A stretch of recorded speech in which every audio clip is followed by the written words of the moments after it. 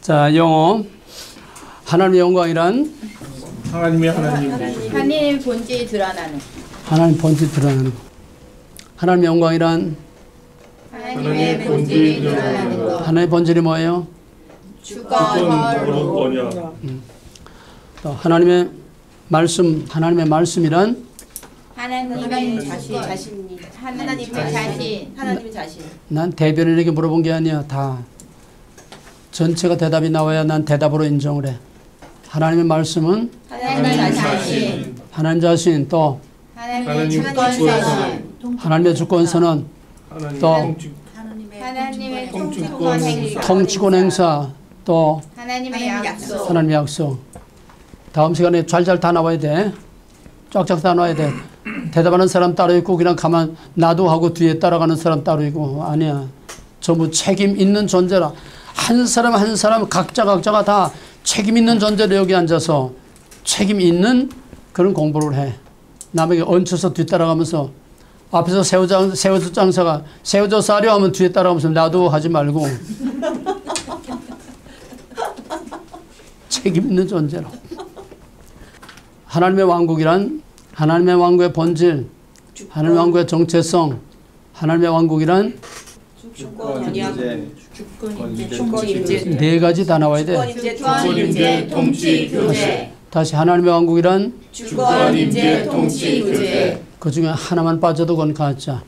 교회란 주권, 임재, 통치, 교제. 교회란 주권, 임재, 통치, 교제. 거기서 하나라도 빠지는 건 그 교회 안에 가짜야.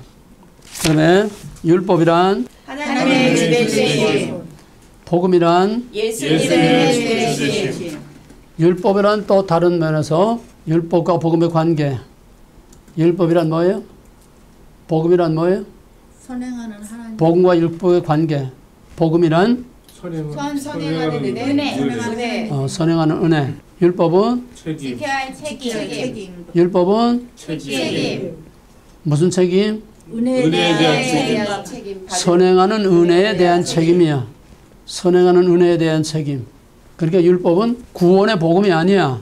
율법이 우리를 구원하는 게 아니야. 율법을 지킴으로 구원받는 게 아니라는 거야. 율법 이전에 선행하는 은혜를 받았기 때문에 거기에 대한 책임이 율법이라는 거야. 실제 이해가 뭐지? 선행하는 은혜와 거기에 따르는 책임. 그 이해가 뭐야? 먹지 말라고 먹어라.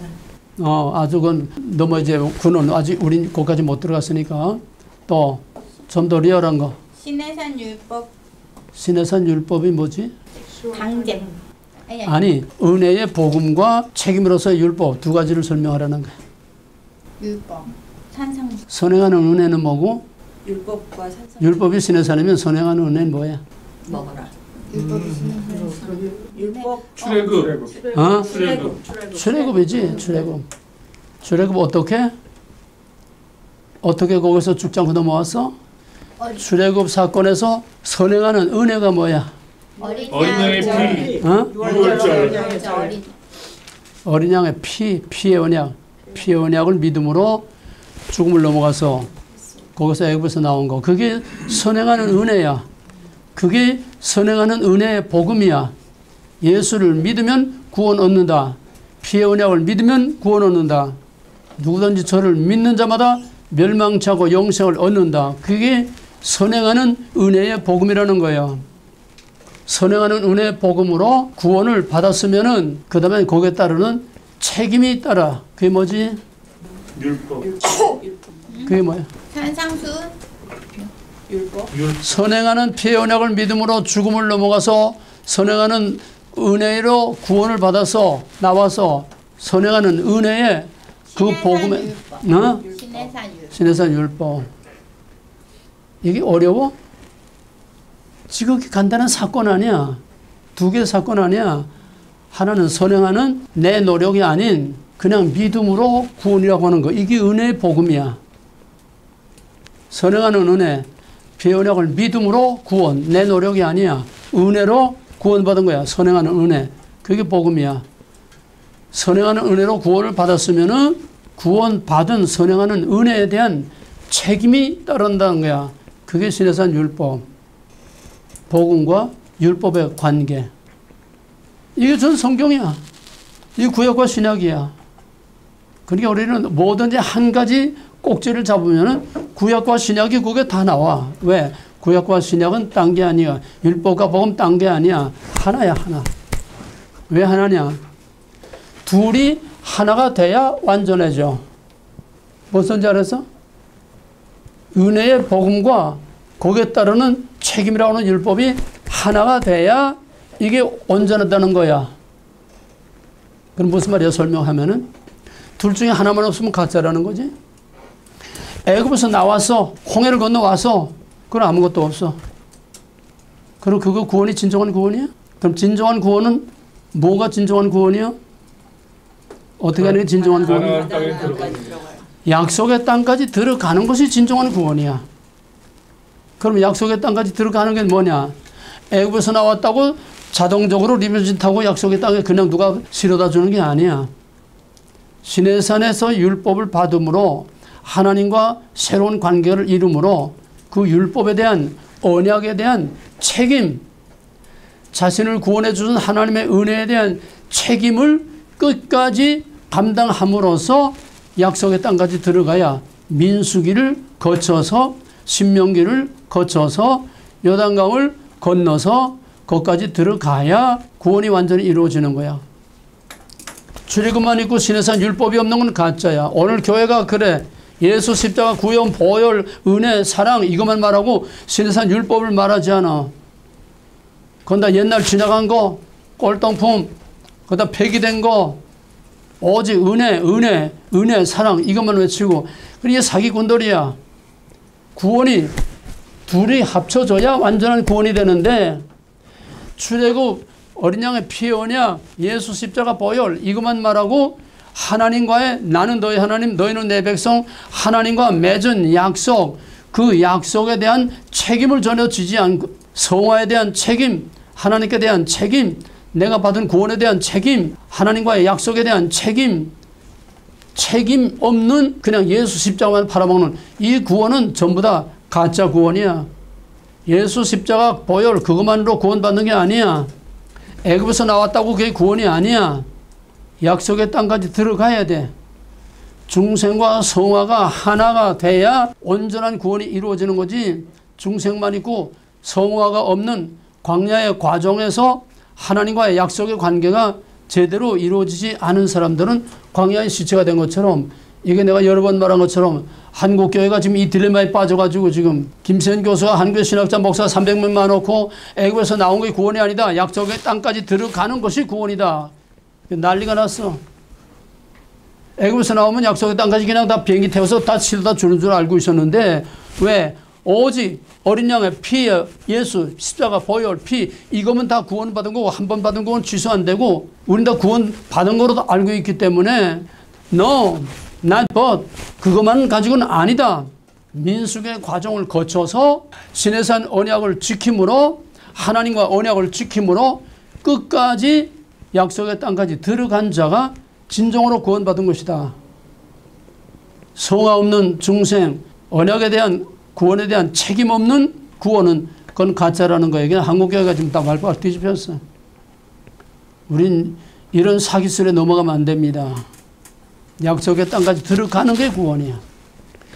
은혜의 복음과 거기에 따르는 율법이라고 하는 책임이 같이 따름으로써 하나님과 언약을 지키는 거룩한 삶의 책임이 같이 하나가 됨으로써 즉 중생의 연장으로서의 거룩한 삶이 계속됨으로써 우리가 약속의 땅에 들어가야 이게 진짜 구원이지.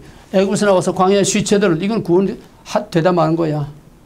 책임이 없는 신앙은 애굽에서만 나오고 광야의 시체가 이게 책임 없는 신앙이라는 거야. 오늘 교회가 이걸 다 깨뜨려 버려서 지금 개판들이 되고 있어. 이따오 신앙 가지고 구원 못 받아.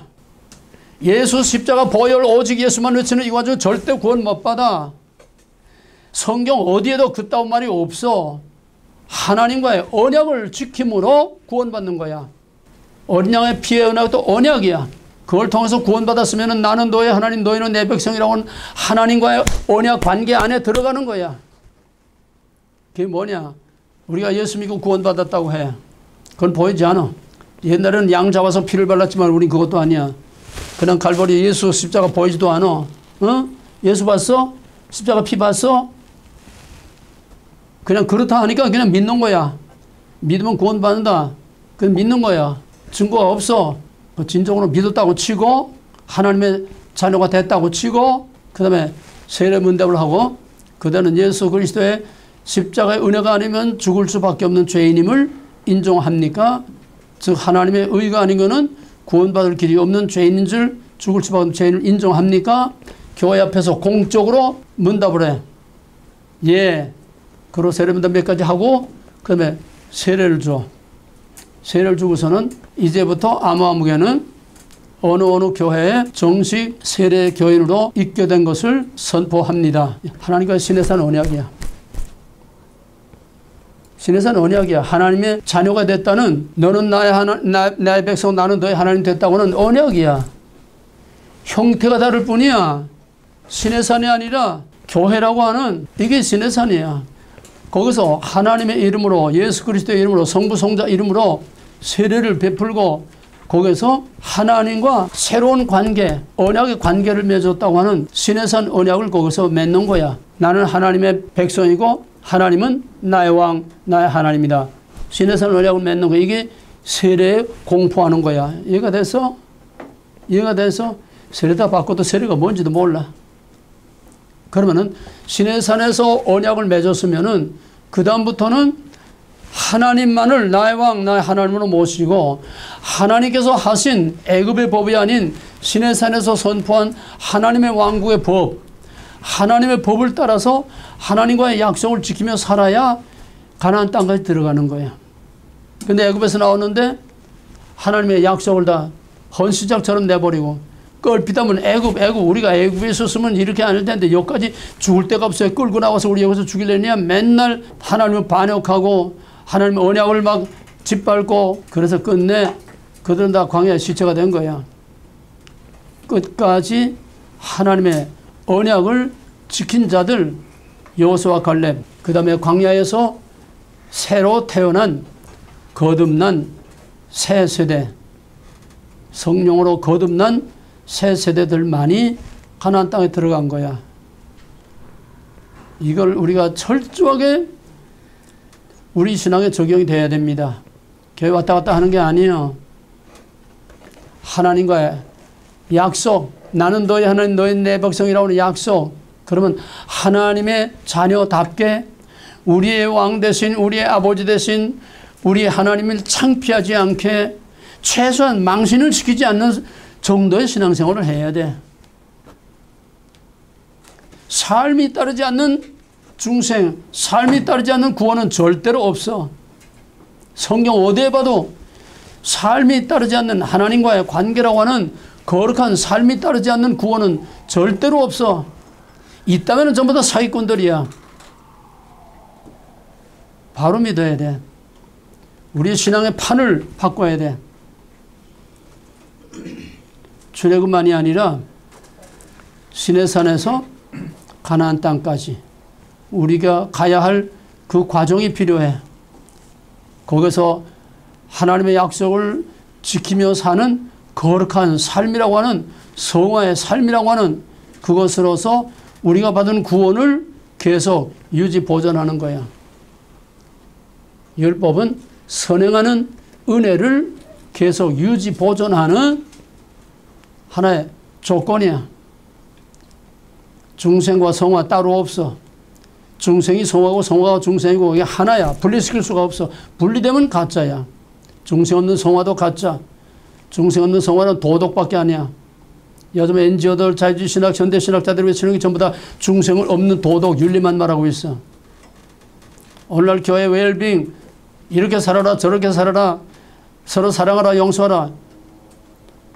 중생 진정한 중생 없는 도덕 얘기만 하고 있는 오늘의 교회 가짜야. 중생 없는 성화 가짜야. 성화 없는 중생도 가짜야. 그러니까 교회는 쓰레기통이라는 거야. 왜 하나님의 거룩한 구원의 복음을 왜 반쪽 내냐 이 말이에요. 완전한 걸 왜 반쪽 내서 반만 가지고 떠드냐 이 말이에요. 두 개가 있네. 두 개를 다 말하지 않고 하나만 말하면 사기꾼 아니야? 거짓말 아니야? 두 개 있으면 두 개를 다 말해야 진실이야. 왜 못해? 모르니까 못하는 거예요. 목사들이 나빠서 그런 게 아니야. 일부러 알고 사기치는 게 아니야. 신학교에서 안 가르치는 게 그거밖에 몰라. 왜 안 가르쳐? 본질을 모르고 껍데기밖에 들은 게 없고, 조직신학 전부 해부학교실 팔다리 못다 전부 다 내장 다 꺼내놓은 것과 같은 그런 해부학 지식밖에 없으니까 살아있는 희노애락을 느끼며 갈등을 느끼며 이렇게 사는 살아있는 이 인격체로서의 그런 구원의 복음을 알지 못하고 전부 해부학교실에서 쪼개놓고 잘라놓고 토막내놓고 이건 심장이다, 이거 하나님이다, 이거 예수다, 이거 구원이다, 이게 교회다, 그따위 조신학만 가지고 지금 교회가 겨우 버티고 있으니까 그냥 생명이 없어. 구원이란 해박교실에 그런 하나님 누구며 예수는 누구며 인간은 죄인이고 예수는 우리 구세주고 그따위 햇바닥 물으면 해박교실의 지식 가지고는 절대로 아무 일 드러나지 않아. 하나님은 그렇게 성경을 주지 않았어. 성경 자체가 하나의 우리 몸과 같은 하나의 생명체야. 나무와 같은 생명체야. 유기적인 우리 몸의 오가니제이션이 각 기관이 각 조직이 신경계통, 호흡기계통, 순환기계통, 피, 순환기계통, 소화기계통 이 모든 것들이 뼈대를 지탱해서 그 모든 기관들이 서로 독립적이면서 상호 서로 협조하는 유기적인 이런 관계로 우리 인간이 인간답게 살 수 있는 것처럼 하나님의 구원의 복음도 살아있는 전체 총체로 살아있는 복음, 살아있는 율법, 살아있는 말씀, 살아있는 성경, 살아있는 신앙으로 하나님과의 관계 안에서 생명이 있어서 살아 움직이는 그 신앙이 진정이 구원받는 신앙이지 교리가 우리를 구원하는 게 아니야. 저희 신학의 해박적인 그런 교리가 우리를 구원하는 게 아니야. 예수 십자가 앞만 쓰고 예수 십자가 논문 앞만 박사학위 논문을 써도 그거 가지고 구원받는 게 아니야. 관계야. 하나님과의 관계. 살아있는 관계, 인격적인 관계, 서로 엎치락뒤치락 밀고 땡고 하고 하나님과 싸우기도 하고 다투기도 하고 씨름하면서 엎치락뒤치락하면서 하나님과 살아있는 관계 속에서 살아가는 그것이 바로 진정한 구원에 이르는 믿음이지 구원을 너무 값싸게 생각하지 마라. 수도 없이 앞으로 같은 말을 계속 반복할 거야. 이거 귀로만 듣지 말고 자기 삶에 적용시킬 수 있어야 돼. 그 다음에 영생이란 요한이 말하는 영생, 요한 신학에서 영생이란 뭐예요? 현재적인 영원한 생명. 영원한 생명. 그건 글자풀이고. 현재적. 영생이란 뭐예요? 요한이 말하는 영생은 어떤 거예요? 영적인 현재적인 영생. 구원의 현재성. 현재적인 영생. 현재적. 우리가 미래에 받을 게 아니고 현재 하나님의 영원한 생명을 내가 받아서 가지고 살고 있어야 그게 영생이라는 거야. 나중에 죽을 때 받는 게 아니야. 내 안에 영원한 생명이 있어야 그의 음성을 들을 때가 오나니 나서라 나오라 들었기 때문에 나오는 거야. 영원한 생명이 그 안에 들어가 있기 때문에 그 소리를 듣고 나온 거야. 우리가 이 다음에 죽을 때 예수님 오실 때 마지막 부활할 때 그때 구원받는 게 아니라는 거야. 구원에 대한 긴박감과 현재성이란 뭐야? 하나님과 함께 사는 거야. 내 안에 하나님이 함께 나와 같이 살고 있는 거야. 나를 통해서 하나님이 나타나는 거야. 하나님이 누군가 하는 것이 나의 삶을 통해서 내가 말로 설명 안 해도 내가 믿는 하나님이 바로 이런 것이구나. 저 사람은 하나님을 믿으니 저렇구나. 마태복음 산상수훈 5장 16절에서 너의 착한 행실로 하나님 아버지께 영광 돌리게 하라. 우리 안에 하나님의 영원한 생명을 가지고 있으면은 나의 언행심사 나의 삶을 통해서 하나님이 누구며 예수가 누구며 성령이 무엇인가 하는 것을 사람들에게 나타나게 돼 있어. 일부러가 아니야.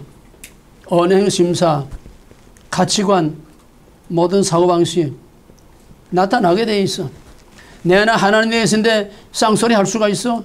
내 안에 하나님이 계신데 악하고 더러운 말을 할 수가 있어? 이 입으로? 내 안에 하나님이 계시다고 하면은 야곱이 그러지. 야곱이 여자 궁대에 쳐다보고 7년 살았고 또 양 궁대에 쳐다보고 7년 살았고 배는 게 그거밖에 없었어. 어떤 사람들이 여자 궁대에밖에 배지 않는 사람도 있어. 입만 벌렸다 하면 와해당, 입만 벌렸다 하면 전부 다 그런 세상 얘기, 거친 얘기밖에 못한다면 그건 그 안에 하나님의 생명이 있는 게 아니라 사탄이 들어있는 거야. 입만 벌렸다 하면 그냥 입에 담지 못할 막 역지거리 하고 욕을 하고 그 안에 하나님이 없는 거야. 하나님이 그 안에 있으면은 하나님의 모습이 나타나야 돼. 요한신학은 정말 깊은 겁니다.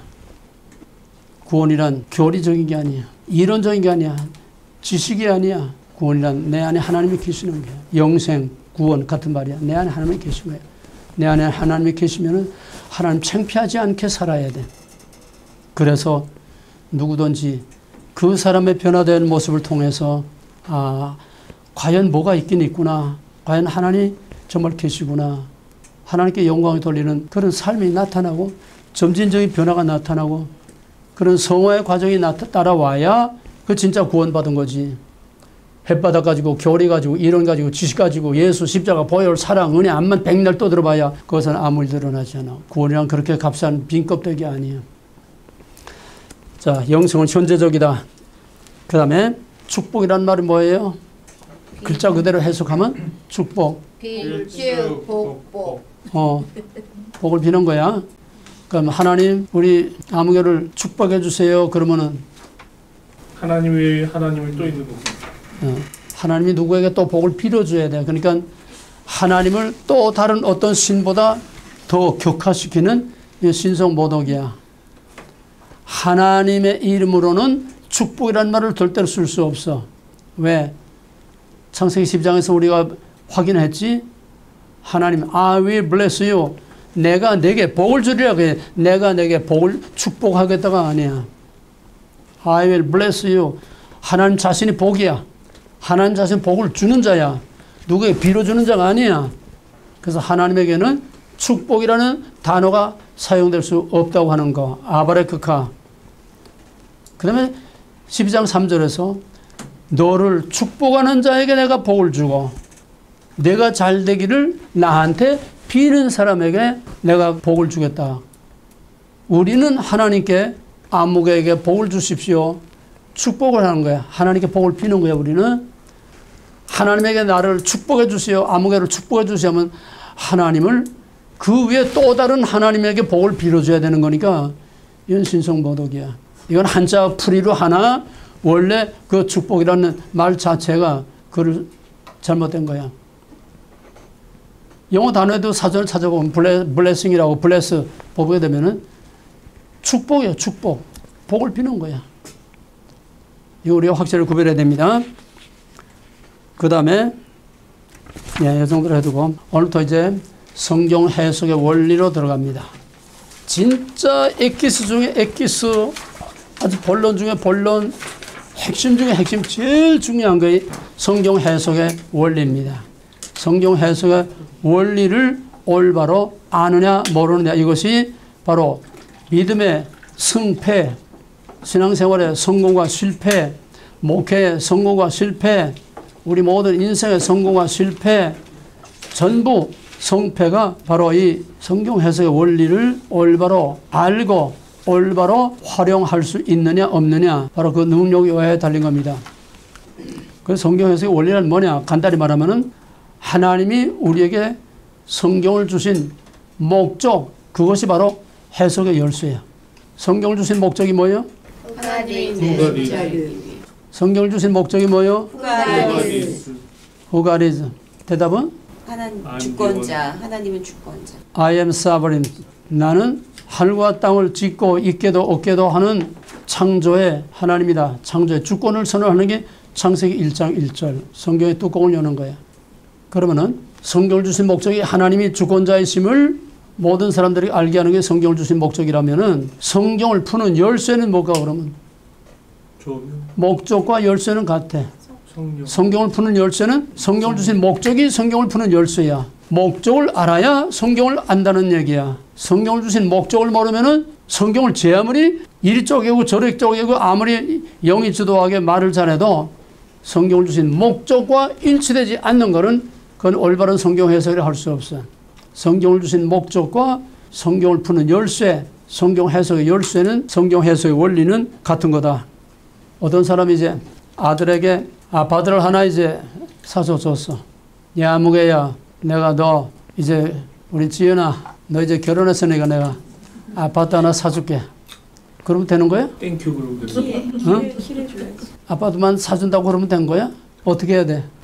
키를 줘야지. 키를 줘야지. 키를 줘야지. 아파트 사줬다고 법적으로 다 해놓으면 뭐하냐 이 말이요. 키를 줘야 돼. 근데 오늘 신학교도 누구도 이 키를 안 줘.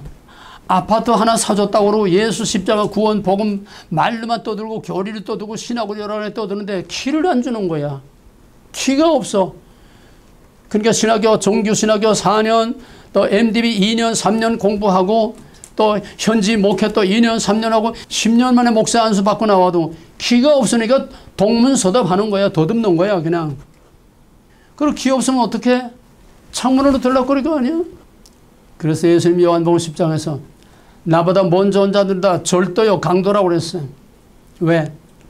열쇠가 없으니까 하나님의 계시를 알 수가 없어. 하나님의 말씀, 하나님의 이 성경을 알 수가 없어. 그러니까 동문서답하면서 일신상에 자기 영달이나 추구하는 거짓 선자들이 되는 거예요. 하나님의 이름으로 하나님을 대적하고 하나님의 이름으로 하나님 자신이 예수를 죽이는 그 유대인들은 율법이라는 껍데기만 가졌지 이론과 교리만 가지고 있었지 하나님을 알 수 있는 열쇠가 없어. 율법을 알 수 있는 열쇠가 없어. 하나님의 뜻이 뭔지 알 수 있는 열쇠가 없어. 이게 오늘 이 시대의 맹점이고 허점이고 이게 바로 심각한 문제예요. 누가 자동차를 사주면은 자동차 키를 줘야 되지 않아. 등록증하고 키하고 줘야 되지 않아. 이거 안 주고 사줬다면 거짓말이지. 오늘날 목사들이 거짓말만 하는 거야. 구원이라는 이름만 빽빽 팔고 구원의 열쇠 하나님의 이름만 팔고 하나님을 알 수 있는 열쇠 주일날마다 강대상에서 큰 소리 치며 설교하는데 하나님은 깜깜이야. 하나님이 그런 하나님이 아니야. 하나님이 성경을 우리에게 줬으면은 성경이라는 거 하는 하나님의 집을 우리에게 줬으면은 성경이라고 하는 하나님의 플랜을 우리에게 줬으면은 이건 비밀이야. 특별 계시야. 그리고 이걸 줬으면은 그거를 풀 수 있는 열쇠를 줘야 될까 안 줘야 될까? 당연하지 않아. 그 열쇠가 어디 있지? 성경에. 성경을 푸는 열쇠가 어디 있지? 성령의 조명. 자동차를 사주면은 자동차하고 열쇠하고 같이 줘야지. 응? 자동차는 딜러에 있는데 열쇠만 줘? 자동차를 갖다 같이 줘야 되잖아. 성경을 줬으면은 성경 안에 열쇠를 담아줘서 열쇠 따로 주는 게 아니야. 열쇠는 신학자들이 연구해서 어디서 고안해내고 만들어내서 만드는 게 아니야. 인간이 만든 열쇠는 다 가짜야. 그게 가짜 신학들이야. 성경의 열쇠는 사람이 만드는 게 아니야. 하나님이 그 안에 그 하나님의 말씀을 이해하고 풀 수 있는 열쇠를 담아 주었어. 이게 없으니까 신학자나 신학교나 목사나 전부 다 열쇠 없이 그냥 더듬고 동서남북도 모르고 더듬는 거야. 그리고 혼자 안다고 큰소리씩 떠들고. 아니 상식적으로 생각해봐. 알 수 없는 하나님의 비밀을 여기다 담아주셨는데 담아주었어도 글자와 종이밖에 더 있어. 그걸 읽어봐야 다 알아? 그걸 모르니까 어떻게 하느냐. 자기가 해석하는 거야. 제가 만든 열쇠 가지고 제가 풀고 자기가 해석하는 거야. 성경 읽어놓고 몇 구절 읽어놓고서 성경 본문은 온데가 안 되었고 거기서 낱말 몇 개 따가지고서 낱말 풀이를 해. 그 낱말도 하나님의 계시한 그게 아니라 그 낱말도 제 생각을 거기다 집어넣어서 바로 자기 생각을 그 낱말을 빙자해서 자기 사상, 자기 생각을 설명하는 이게 설교야. 성경을 빙자해서 자기 사상과 자기 지식과 자기 말을 하는 게 설교야. 그럴 수밖에 없어. 목사들이 성경을 그렇게 모를 수가 없어. 근데 혼자 다 하는 것처럼 착각을 하고 있어. 왜? 그게 이제 해석의 원리. 해석의 원리, 여기에 이제 강의하는 해석의 원리는 내가 연구해서 어디서 발견한 게 아니야. 내가 연구해서 만들어낸 게 아니야. 어디 사방팔방 헤매고 더듬으면서 뭐 일책 저책 헤매고 더듬으면서 어디서 내가 찾아고 얻어낸 게 아니야. 하나님이 이 말씀과 함께 여기에 담아주신 거를 왜 사람들이 모르느냐. 하나님의 성령의 감동으로 기록된 말씀은 하나님밖에는 진정으로 풀 수 있는 해석자가 없어. 하나님의 특별 계시, 하나님의 비밀을 우리에게 알려주신 이 성경은 바로 그 성경을 알려주고 기록하게 하신 그 같은 성령만이 그 하나님의 계시를 가장 정확하게 풀 수 있는 하나님밖에는 그 성경을 기록하게 하신 성령밖에는 진정한 해석자가 없어. 자, 그러면은 하나님이 성경 안에 열쇠를 담아주었어. 근데 사람들이 그 열쇠를 몰라. 그 열쇠를 쓸 줄도 모르고 그 열쇠가 뭔지도 몰라. 그래서 그 성경을 기록하게 하신 성령께서 이거다. 빛을 비춰줘야 아, 이것이 성경을 풀 수 있는 열쇠요 원리구나. 성령이 빛을 비춰줘야 그 성경 속에 감춰둔 열쇠를 발견하고 그 열쇠를 쓸 수 있지. 인간이 그거를 찾아낼 수 없어. 성경을 기록하게 하신 같은 성령이라야 그 성경을 올바로 해석하고 풀 수 있는 건 너무나 당연한 거예요. 그래서 하나님께서는 어떤 인간에게도 성경을 해석하라고 해석할 권위와 능력과 지혜와 그런 자격을 어떤 인간에도 주신 일이 없어. 하나님의 말씀은 하나님만이 확실하게 가장 완전하게 알 수 있지. 인간이 하나님의 말씀을 암만 성경에다 기록해 줬어도 인간이 하나님의 계시와 하나님 말씀을 확실하게 정확하게 다 알 수가 없어. 다 알 수 있다면은 인간이 이 성경 하나님의 계시 이 말씀을 인간이 자기 능력으로 다 알 수 있다면은 하나님이 인간보다 작은 거야. 그렇잖아? 인간의 머릿속에 성경이 다 들어가고 인간의 머리 안에서 완전히 요리가 다 될 수 있다고 하면 하나는 인간의 머리 안에서 요리되고 장난쳐도 되는 그런 인간의 머리보다 작은 하나님밖에 더 안 돼. 우리가 저걸 풀 수 없기 때문에 하나님이 우리보다 크신 거예요. 그럼 어떻게 해? 거기에 담아놓은 열쇠를 사용할 수 있도록 성경을 기록하게 하신 같은 성령이 빛을 비추어 주셔야만 그 성경을 바로 알 수 있고 그 열쇠를 사용할 수 있는 거예요. 마태복음 11장 25절 이하에서 하나님께서 올소이다 아버지께서 지혜 있는 자의 지혜를 폐하시고 어린아이에게 나타나심을 감사합니다. 지혜 있는 자의 지혜란 뭐냐? 스스로 지혜 있다는 인본주의, 스스로 지혜 있다는 인간의 머리 가지고 이것저것 다 판단하는 거.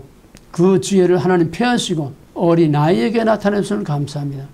어린아이에게 인간의 자기 주장, 자기 지식, 자기 의, 자기 노력으로 아무것도 할 수 없는 어린아이같이 순진하고 단순한 그에게 당신이 아니면 나는 아무것도 할 수 없습니다. 겸손한 자에게 하나님께서 은혜의 빛을 비춰줘서 알 수 있게 한다는 거예요. 그 다음에 아버지와 아들의 뜻대로 계시를 받은 자 외에는 아버지를 아는 자가 없고 아들을 아는 자가 없다. 하나님의 성령의 감동을 받지 않고는 아무리 성경책을 들추고 신학박사 100개를 뒤집어 써도 그거 가지고 하나님 몰라. 신학박사라고 하나님 아는 게 아니에요.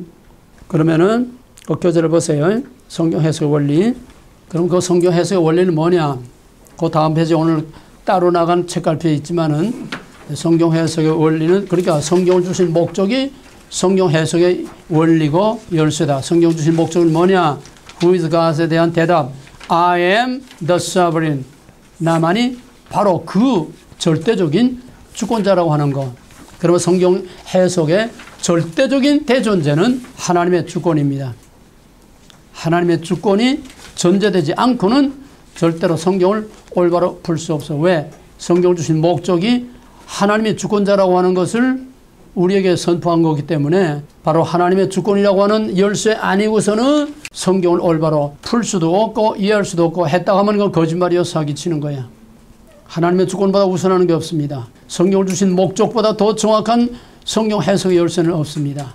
성경 해석의 대전제는 하나님의 주권입니다. 이거 이제 하나하나 항목별로 이제 따로 나중에 이제 따로 항목별로 이제 별도로 설명할 거니까 이 첫 페이지에서는 그냥 아웃라인만 성경 해석의 원리가 뭐냐 아웃라인만 먼저 합니다. 성경 해석의 대전제는 하나님의 주권이다. 목적과 같다는 거예요. 네. 교재는 하나님의 주권이라는 말을 따로 쓰지는 않았지만은 목적과 성경을 주신 목적과 성경을 푸는 열쇠는 같은 거다. 하나님의 주권이 대존재다. 이건 따로 이제 설명 나올 거니까. 두 번째로는 본질과 형태. 이 호텔이나 큰 빌딩이나 이런 데는 키를 하나만 가지고 되는 게 아니에요. 현관문만 열고 들어갔다고 되는 게 아니야. 용도와 목적에 따라서 전기실은 전기실, 창고는 창고, 또 객실은 객실 다 용도와 목적에 따라서 현관문을 여는 기본적으로 현관문을 열고 들어가야 되니까 이게 마스터 키요. 이게 전제야. 전제. 하나님의 주권이라고 전제야. 마스터 키를 열고 들어가면은 그 다음엔 용도에 따라서 그 룸에 키가 또 따로 있는 것처럼 서브 키들이 여기 있습니다. 이게 전체가 하나가 돼서 그 빌딩을 자유자재로 활용하고 사용할 수 있는 것처럼 절대적인 대전제 마스터 키는 하나님의 주권이고 그 다음에 그 마스터 키를 가지고 그 다음에 목적대로 사용할 수 있도록 서브 키들이 있는데 그 두 번째 가장 중요한 것이 본질과 형태라는 겁니다. 본질과 형태보다 중요한 게 없어요. 세상 만사, 성경 뭐든지 이 본질과 형태를 몰라가지고는 동서남북도 모르고 아무것도 몰라. 이거다 이제 한목배로 따로 이제 설명할 겁니다. 그러면 본질이란 뭐냐? 본질이란 변하지도 않고 변할 수도 없고 변해서도 안 되고 무엇에 영향을 받지도 않는 영원한 것이다. 진리란 뭐예요? 진리란 하나님이 되시는 것. 내 안에서 하나님이 하나님 되시는 것도 변하지 변하지 않는 것. 않는 어느 것에도 영향받지 않는 변하지 않는 것도 어느 것에도 영향받지 않는 다 둘째 무엇에 영향을 받지도 않는 것도 영원한 것. 영원한 것도 보이지 않는 것. 보이지 않는 것. 보이지 않는 것. 그러니까 진리는 본질이야. 진리는 본질이야. 똑같아. 진리는 보이지 않아. 본질은 보이지 않아. 진리는 변하지 않아. 본질은 변하지 않아. 진리는 무엇에 영향을 받지 않아. 본질은 무엇에 영향을 받지 않아. 진리는 변할 수도 변해서도 안 돼. 본질은 변할 수도 변해서도 안 돼. 진리는 영원한 거야. 본질은 영원한 거야. 이 본질을 정확하게 알아야 나머지 모든 것을 바로 이해할 수 있는데 아까 말한 열쇠라는 게 뭐냐? 성경을 푸는 열쇠라는 건 뭐냐? 본질이야. 본질을 알아야 성경을 풀고 이해할 수 있어. 본질을 모르면 아무것도 못해. 형태란 뭐냐? 반대로 형태란 변하는 거. 형태란 변해야 되는 거. 변하지 않으면 그건 안 돼. 형태는 끊임없이 자꾸 발전적으로 변화가 되는 거야. 형태란 뭐냐? 보이지 않는 본질을 나타내 보여주는 게 형태야. 본질은 원리, 본질은 원리고 형태는 그 본질을 드러내는 수단이야. 본질은 원리고 형태는 그 본질을 드러내는 수단과 방법이야. 본질은 보이지 않아. 보이지 않는 본질을 나타내 보여주는 어떤 형태를 통해서 나타내 보여주는 거야.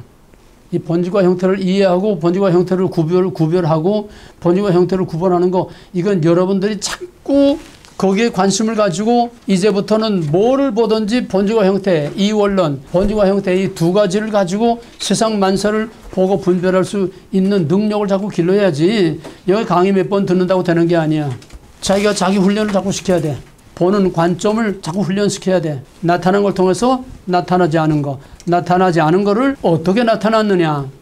히브리서 12장, 믿음장 11장 3절에 보면은 1절에서는 믿음은 보이는 것의 실장이요 보지 못하는 것들의 증거다.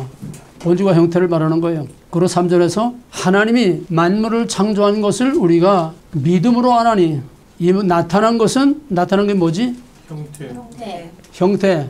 나타난 형태는 나타나지 않은 것. 나타나지 않은 건 뭐예요? 본질. 창조주 하나님. 이 모든 자연 나타난 것들은 나타나지 않은 하나님이 누군가를 나타내는 형태다. 그걸 뭐라고 그러지 우리는? 무슨 계시? 자연계시. 자연계시. 그 성경 어디에 있어? 성경 어디에 있어? 중요한 것들은 성경 구절까지 딱 알아야 누구한테 말할 때 설득력이 있고 권위가 있어. 로마서 1장 19, 20절.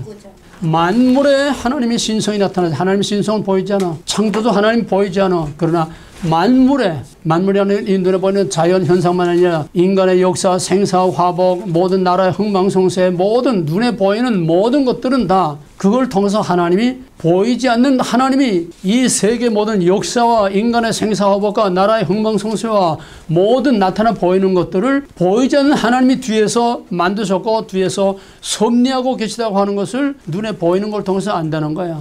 알아야 된다는 거야. 그래서 하나님만 없다는 말을 할 수 없다는 거예요. 핑계댈 수 없다는 거예요.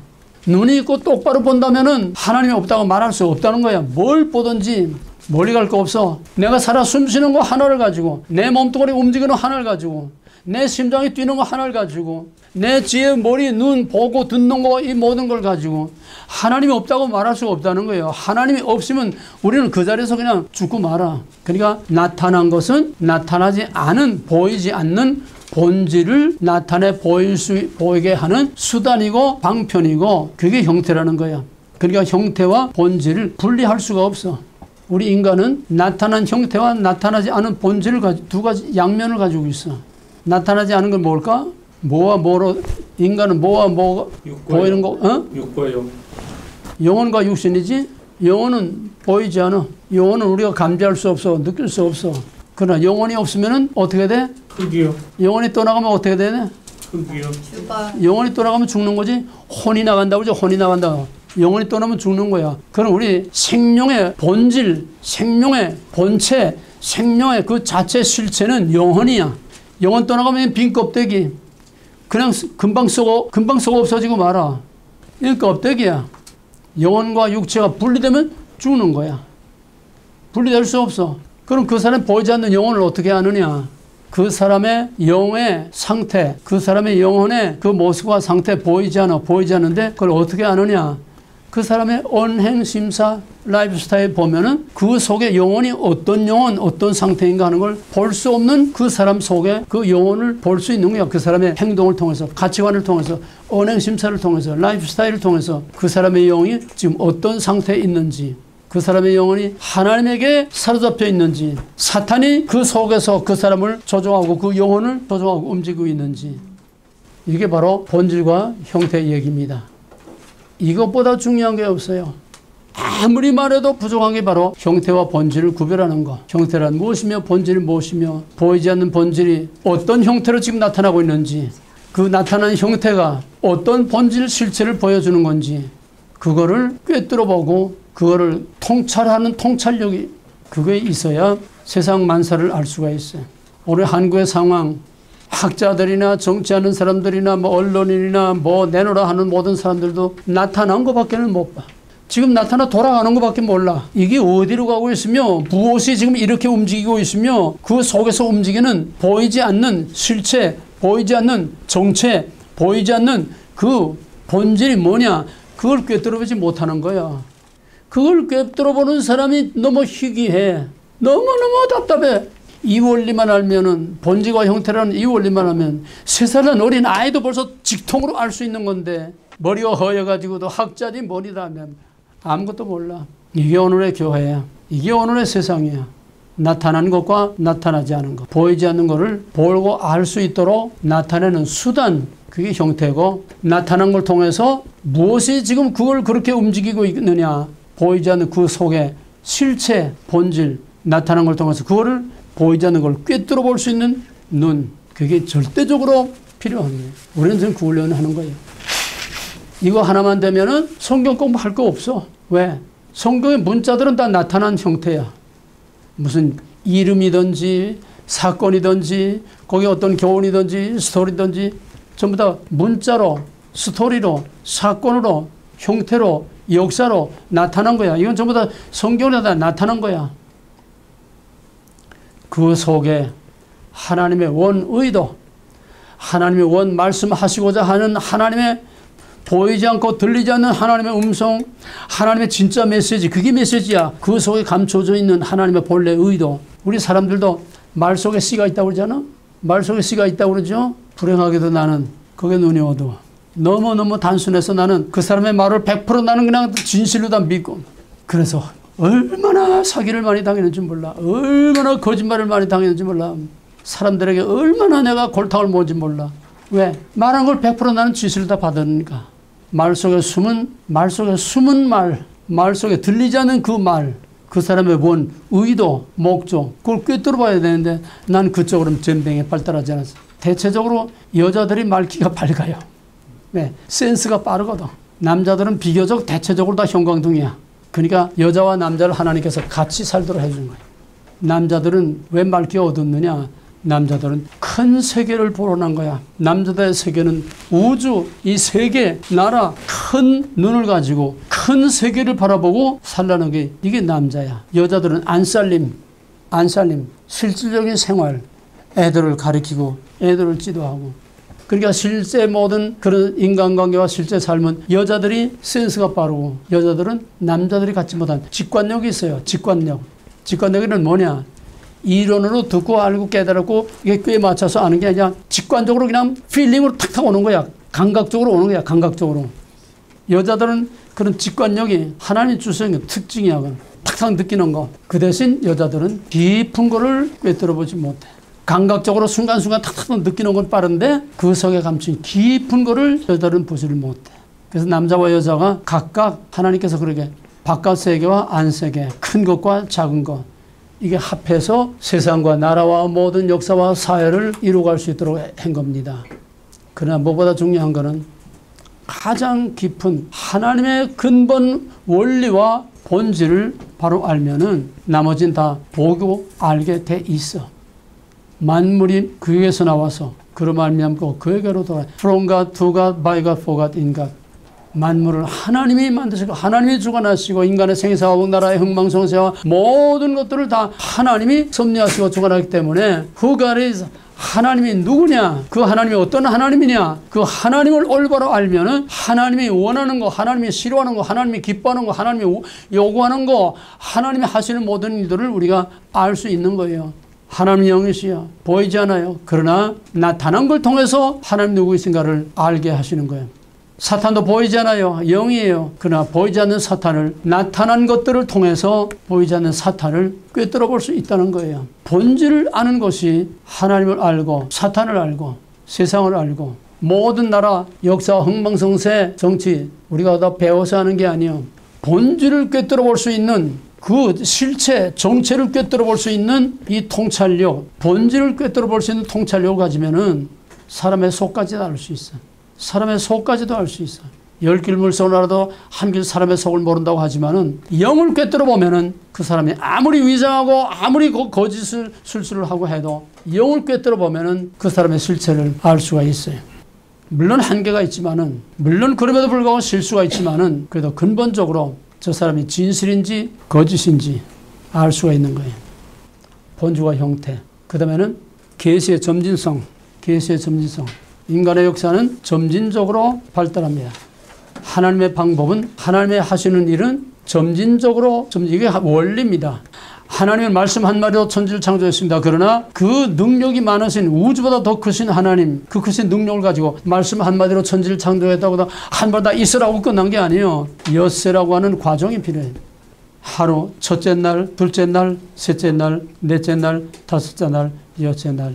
그건 뭐냐? 하나님이 일하시는 방법은 과정을 통해서 일한다고 하는 거. 절대로 무리하게 하나님의 능력이 있다고 해서 무리하게 한 번에 뭐 지가다 한다든지 뭐 그냥 대변을 다 끝내버린다.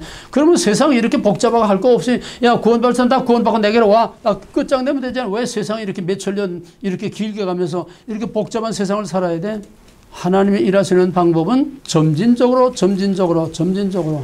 양파 껍질 하나하나 벗겨지듯이 우리 어린아이가 어머니의 뱃속에 이제 자궁에 배야 잉태가 되면은 몰라.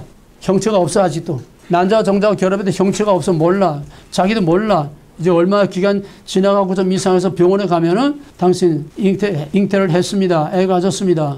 그 다음에 이제 얼마 지나게 되면은 조금씩 뭔지 알지도 못하게 희미한 점이 생기다가 거기 조금 커지다가 나중에 이제 올챙이 새끼처럼 이제 보이다가 옛날엔 그것도 없지만 지금 다 내식으로 보니까 올챙이 새끼에서 조금 보이다가 올챙이 아무것도 없어. 그러다 조금 하게 되면 뭐 손가락도 보이고 발가락도 보이고 조금 커지다가 나중엔 모양이 다 돼가지고 그 다음에 태어나는 거야. 점진적인 거야.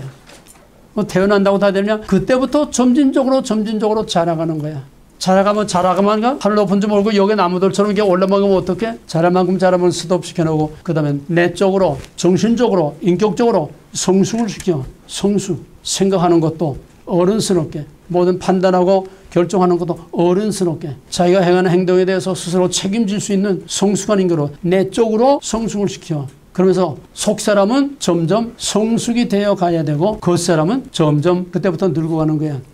치매가 언제부터 오나 하면은 20대부터 치매가 와. 그러니까 순수하게 성장하는 그런 아름다운 성장이 어디까지냐? 20대까지. 20대부터 기억력이 점점 자꾸 쇠퇴. 치매가 시작된다는 게. 그 말은 무슨 말이냐? 육체적으로는 점점 이제 나이가 들어서 점점 자꾸 쇠퇴. 나중에 나처럼 머리도 다 빠지고 얼굴을 쪼그락쪼그락 허리도 꼬부러지고 콜콜하다가 나중에 가는 거예요. 이게 인간이야. 한 인간이 자라가듯이 하나의 나무가 씨가 심어져서 자라가듯이 하나님의 계시는 점진적으로 태초에 하나님께서 만물을 창조하시고 빛이 있으라 하나님께서 만물을 창조하신 그때로부터 아멘 주 예수여 어서 오시옵소서 이 보이는 모든 것들이 다 끝날 때까지 역사는 점진적으로 과정을 통해서 발전해 가는 겁니다. 한 인간이 자라는구나, 하나의 나무가 자라는구나, 한 나라와 세계와 역사도 전부 다 점진적으로 발전해 나가는 거고 하나님의 계시도 점진적으로 처음에는 하나님이 누군지 몰라요. 아담이 하나님을 올바로 알았겠어요? 그때 무슨 교리가 있어, 신학이 있어, 뭐가 있어? 그래서 계속 실패의 길을 계속해 오면서 인간이 하나님을 바로 알 수가 없어요. 그래서 자꾸 사건을 통해서 경험을 통해서 자꾸 하나님은 이런 하나님이다 저런 하나님이다 과정 속에서 역사 속에서 사건들을 통해서 하나님이 어떤 하나님이라는 것을 가르치고 깨우쳐 준 것이 성경의 역사입니다.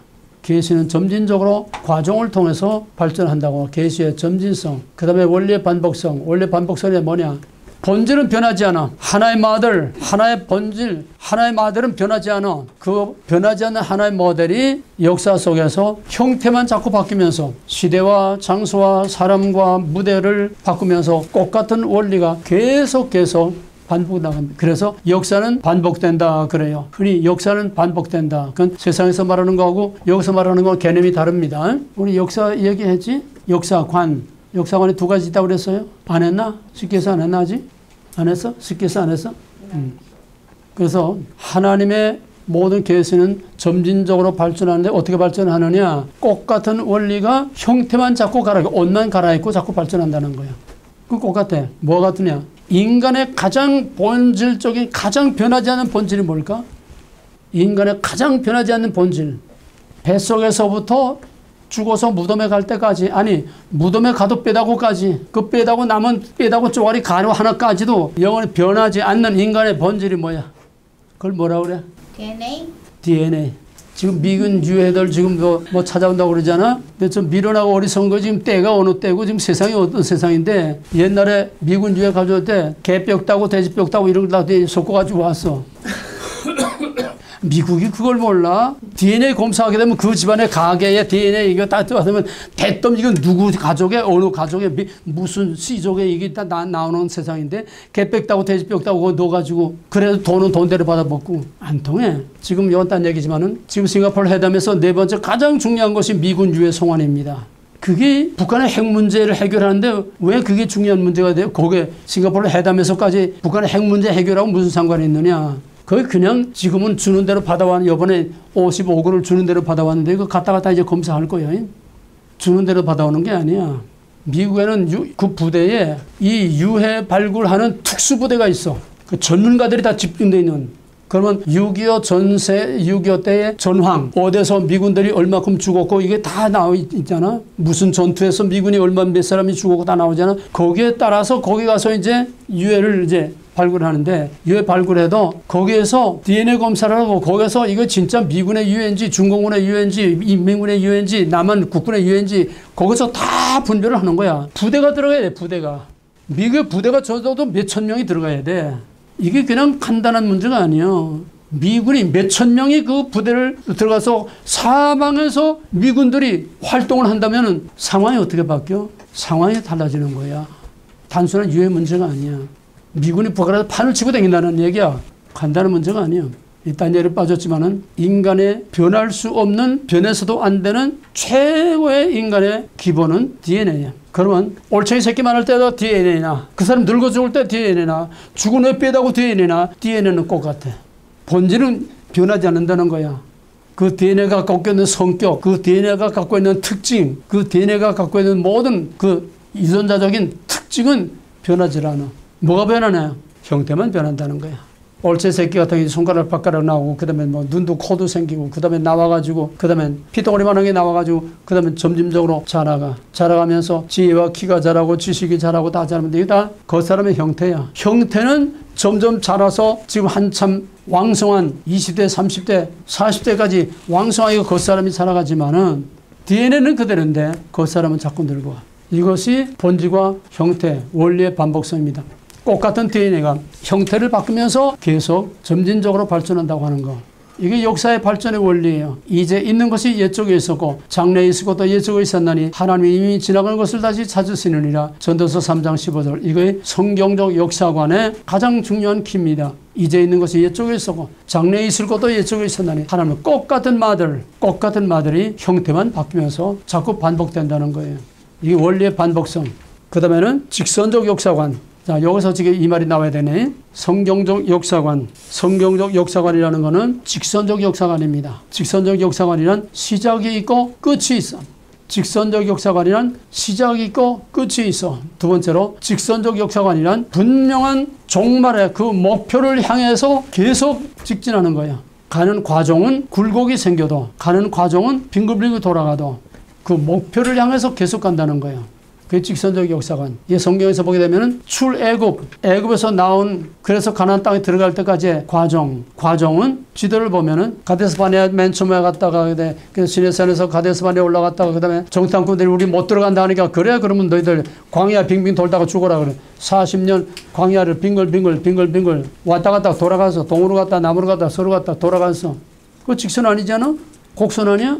곡선도 직선이야. 왜? 가나안이라고는 목표를 향해서 남으로 가든 북쪽으로 가든 서쪽으로 가든 곡선으로 빙글빙글 돌아가든 그들의 목표는 오직 약속의 땅이야. 곡선으로 가든 빙글빙글 돌아가든 약속의 땅을 목표로 해서 계속 직진하고 있는 거야. 뭔 소리인지 알겠어? 우리 어디 찾아갈 때도 여기 뭐 i5 같은 건 직선으로 돼 있지만은 어디 찾아갈 때도 지방도로를 가게 되면 곡선으로 빙빙글 돌아갈 수 있어. 근데 내가 휴스턴에 간다. 그럼 가는 길 여러 길이 있어. 곡선으로 돌아갈 수 있어. 어디로 가든 간에 내가 목표를 휴스턴으로 걸어놓고 휴스턴을 향해서 가고 있다고 하면 동쪽으로 가든 서쪽으로 가든 나는 직선적으로 그 목적을 향해서 가고 있는 거야. 이게 직선적 역사관입니다. 꼭 기하학적으로 딱 이렇게 직선을 말하는 게 아니야. 목적을 향해서 시작하고 목적을 향해서 계속 가고 있는 거를 직선적 역사관이라고 합니다. 그 다음에는 순환론적 역사관. 사이클링, 빙글빙글 돌아가는 거. 자전거 바꿔 돌아가듯이 빙글빙글 돌아가는 거. 자전거 바꾸는 순환론적 역사관 같지만은 그건 직선적 역사관입니다. 왜? 자전거 바꾸는 그 자리에서 도는 게 아니야. 돌면서 자꾸 앞으로 나가잖아요. 그 자리에서 자전거 바꿔 돌아가듯이 연제방아 돌고 추나추동 돌고 생로병사 돌고 그냥 그대로 돌고 도는 거. 그걸 순환론적 역사관이라고 합니다. 오직 성경적 역사관만이 직선적 역사관이고 왜? 창조의 목적이 분명해. 종말의 그 날을 향해서 그 날을 위해서 그 날을 목표로 해서 빛이 있으라 인간의 시간과 역사를 창조해 시작을 했어. 그 날을 향해서 가는 거야. 곡선으로 가든 빙글빙글 돌아가든 성경만이 직선적 역사관입니다. 그러므로 성경 아닌 모든 세속적 역사관은 전부 다 사이클링, 순환론적 역사관이야.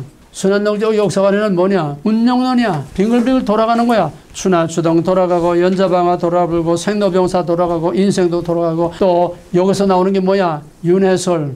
사람이 태어나서 죽어서 없어지는 게 아니야. 죽었다가 또 깨구리로 태어나. 또 뭐 잘하면 또 이제 뭐 소로 태어나고 말로 태어나고 윤회설이 뭐야? 윤회 수레바퀴라는 거야. 수레바퀴 좀 돌아가는 거야. 이게 사이클링 순환론적 역사관에서 나오는 그게 거기서 바로 윤회설이라는 게 나오는 거고 순환론적 역사관에서 운명론 빙글빙글 돌아가다가 운 좋으면 걸리고 운명론, 숙명론, 윤회설 이게 전부 다 성경 밖의 세속적 역사관입니다. 동서고금 할 것 없이 성경 밖의 역사관은 다 운명론, 숙명론, 빙글빙글 돌아가는 순환론적 역사관입니다. 오직 성경만이 직선적 역사관입니다.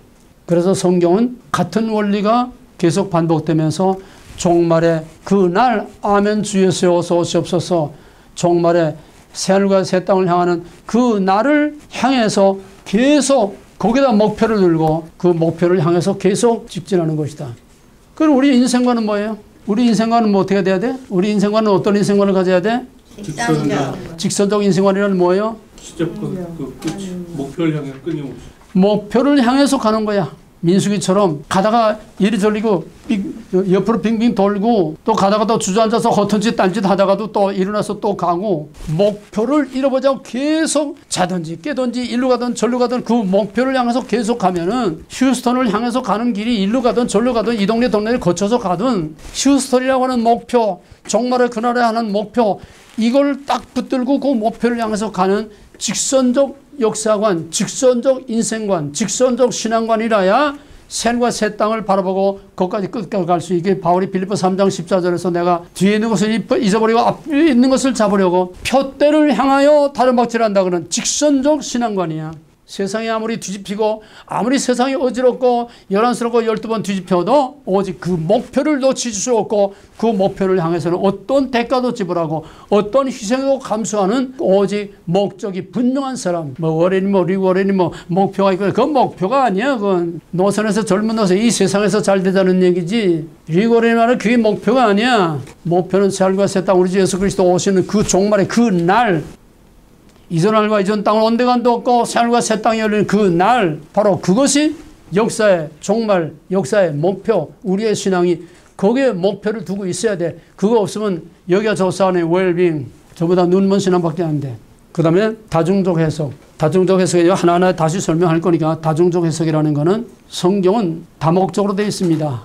첫째는 다중적 해석이라는 첫째는 성경에 기록된 본문 자체 그 어떤 스토리든지 어떤 사건이든지 어떤 역사적 사건이든지 성경에 기록된 문자적인 그 자체 1차적 해석입니다.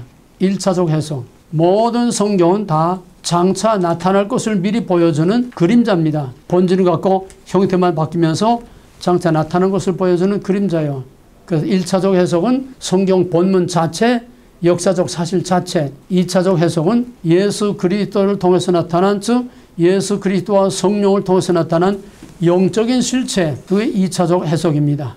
3차적 해석은 우리 주 예수 그리스도 다시 오시는 그날에 모든 이전 것은 지나가고 새하늘과 새 땅이 열리는 결정적인 종말의 그날 로더스 데이 주의 날 바로 종말의 그날 그때 일어날 것 사건들 그게 3차적 해석입니다. 그러면 그거하고 우리하고 무슨 상관이 있어? 성경에 있던 역사적 사실 또 예수 그리스도가 영적으로 나타난 거하고 정말의 예수님 오는 거하고 오늘의 우리 교회, 우리 상황, 우리 신앙하고 뭐가 상관이 있느냐. 그 원리를 우리에게 다시 적용시키는 교회면 교회, 개인은 개인, 나라면 나라, 역사면 역사에 같은 원리를 다시 적용시킬 때에 4차적 해석, 5차적 해석, 6차적 해석, 7차적 해석 바로 그 원리가 내게 적용이 되는 것이 4차적이든 5차적이든 실제 역사 현실에 다시 적용이 될 때에 의미가 있는 거지. 그게 아니고 성경에 기록된 그 사실 자체 예수 그리스도를 통해서 나타난 영적인 문제 주님 다시 오실 문제 그것만으로 3차 해석으로 끝난다고 하면은 그거는 객관화된 지식이야. 나와 상관없는 카더라 객관화된 지식을 금다고 말아. 적용이 없다는 얘기야. 나의 삶에 오늘의 역사 현실에 오늘의 나라와 오늘의 세계 역사 현실에 적용이 안 되는 원리는 원리가 아니에요. 그래서 기본 원리는 1차, 2차, 3차적 해석이 기본 오리지널 원리고 같은 원리가 모든 시대, 모든 사람, 모든 상황, 모든 사회, 모든 개인, 모든 나라 항상 적용될 수 있어야 되기 때문에 4차, 5차, 6차, 7차 그래서 성경은 다중적 해석이라는 겁니다. 그다음 마지막에 건너뛰어서 맨 끝에 역사적 지평 이건 뭐냐면은 그 역사 현실 속에 들어가서 그 역사를 보라는 거예요. 바리새인 예수 죽인 바리새인 죽일 놈들 나쁜 놈들 자기들이 기다리던 그 메시아를 저희들이 죽여 우리는 재판장 자리에 앉아가지고 그놈들을 역사의 모든 인물들을 피고 속에 앉혀놓고 정죄하고 판결하는 그런 해석을 하지 말라는 거예요. 내가 2000년 전에 예수님 당시에 유대인으로서 그 사회에서 살면서 그 사회의 가치관과 그 사회의 모든 분위기와 그 속에 들어가서 그 역사 현실에 들어가서 그때 내가 예수를 봤다면 나도 저놈 죽이라 했을 거라는 거야.